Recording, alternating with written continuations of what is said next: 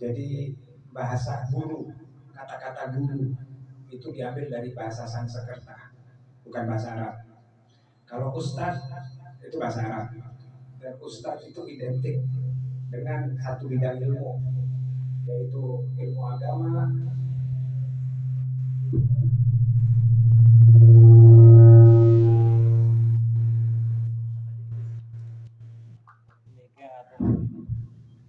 Jadi kalau ustadz itu mengajar ilmu agama, kalau di Arab ada ustadz kimia, ada ustadz biologi, ada ustadz matematika, siapapun yang mengajar itu namanya ustadz.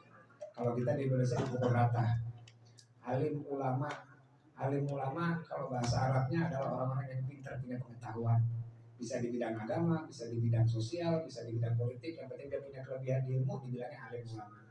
Kiai, orang yang punya pesantren, mondok, jadi muallim kalau bahasa Arabnya.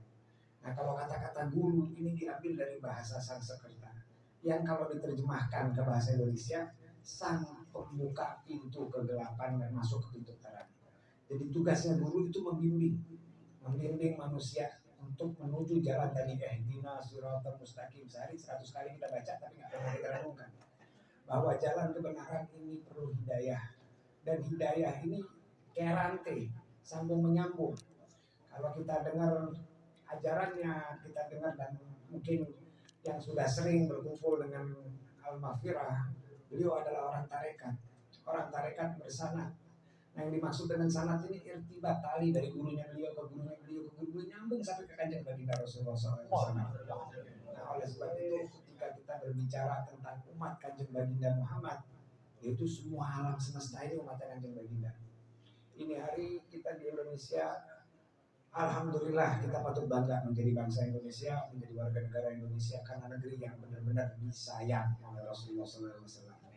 Karena Rasulullah mengutus berbagai macam sahabatnya ke bangsa-bangsa lain, khususan untuk Indonesia diutus Sayyidina Ali bin Abi Thalib.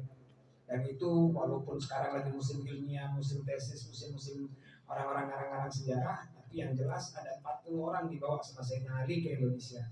Yang anak tahu ada 2 yang ada di Kuningan, Syekh Muhibbat sama Syekh Maulana Akbar.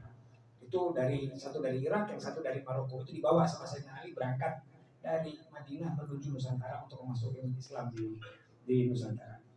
Sebenarnya bahasanya bukan memasukkan Islam, tapi mengenalkan ajaran kanjeng baginda Muhammad SAW. Kalau masalah, anak sering diteror, dibilang Habib syahadat kembali, anak bilang tidak perlu ada syahadat. Soalnya yang pertama syahadat dulu Sayyidina Adam alaihi salam, pertama dia membaca la ilaha illallah Muhammad Rasulullah.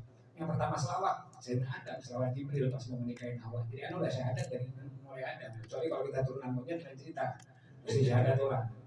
Nah alhamdulillah ketika kita berbicara muslim kita lupa, akhirnya lupa, kita membuat kita punya gap, punya satu komunitas kita kan umat Islam.